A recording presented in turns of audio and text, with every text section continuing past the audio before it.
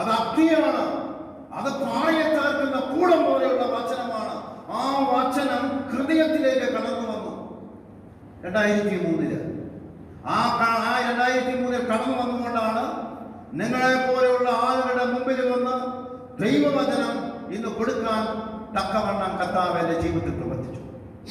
ഈ ശക്തി സ്വീകരിച്ചത് പരിശുദ്ധ കുർബാനയിൽ നിന്ന്. 2 തിമോഥെയോസ് പുസ്തകം 2-ാം അധ്യായം 1-2 തിരുവചനത്തിൽ പറയുന്നു, എന്റെ മകനെ, നീ യേശു ക്രിസ്തുവിന്റെ കൃപാവരത്തിൽ നിന്ന് ഈ ശക്തി സ്വീകരിക്കുക. അനേക സാക്ഷികളുടെ മുമ്പിൽ വെച്ച് എന്നിൽ നിന്ന് കേട്ടവ മറ്റുള്ളവരെ വിശ്വസ്തരായ ആളുകൾക്ക് നീ പകർന്നു കൊടുത്ത് നീ പഠിപ്പിക്കുക.